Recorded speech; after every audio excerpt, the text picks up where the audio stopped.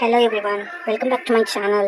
இந்த வீடியோவில் நம்ம எதை பற்றி பார்க்க போகிறோம்னா fabric calculations for pleated skirt, pleated maxis, pleated gown அந்த மாதிரி டைப்பில் இருக்கிற கார்மெண்ட்ஸ் எல்லாத்துக்குமே எவ்வளோ ஃபேப்ரிக் வந்து ரெக்குயர்மெண்ட் அப்படிங்கிறது நம்மளுக்கு வந்து ஒரு கன்ஃபியூஸராகவே இருக்கும்.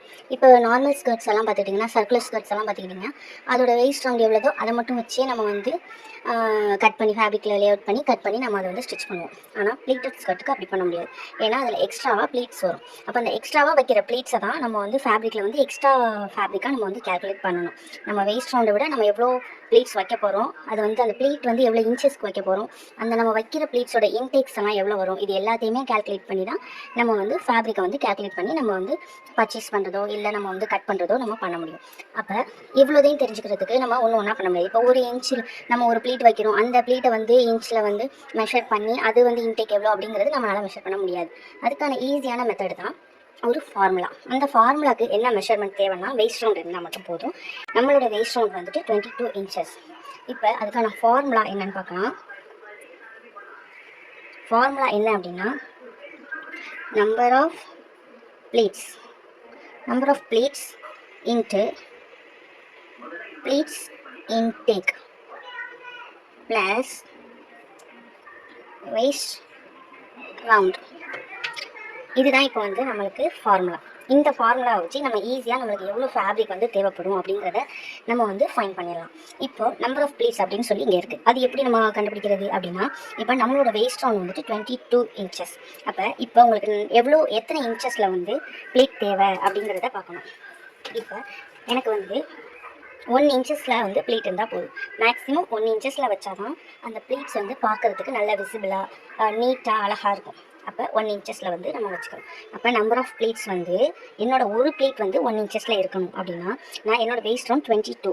அப்போ 22 × 1 என்னோடய ப்ளீட்ஸ் வந்து 1 இன்ச்சஸில் இருந்தால் போதும். அப்போ எனக்கு வந்து எத்தனை ப்ளீட்ஸ் வரும்? 22 ப்ளீட்ஸ் வரும். இதை மட்டும் தான் எடுத்துக்கிறேன். அப்போ என்னோட நம்பர் ஆஃப் ப்ளீட்ஸ் வந்து 22 × ப்ளீட்ஸ் இன்டேக். ப்ளீட்ஸ் இன்டேக் அப்படின்னா என்ன அப்படின்னா, இப்போ வந்து நான் வந்து 1 இன்ச்சுக்காக நான் வந்து ப்ளீட்ஸ் வைக்கிறேன் அப்படின்னா, இப்போ இது வந்து நம்ம சீம் அலவன்ஸுக்கு விட்டுருவோம். ஃபஸ்ட்டு இதை வந்து சீம் அலவன்ஸுக்கு விட்டுருவோம். இதை எடுத்து இப்படி ஃபோல்ட் பண்ணி இப்படி ஒரு ப்ளீட் வரும்.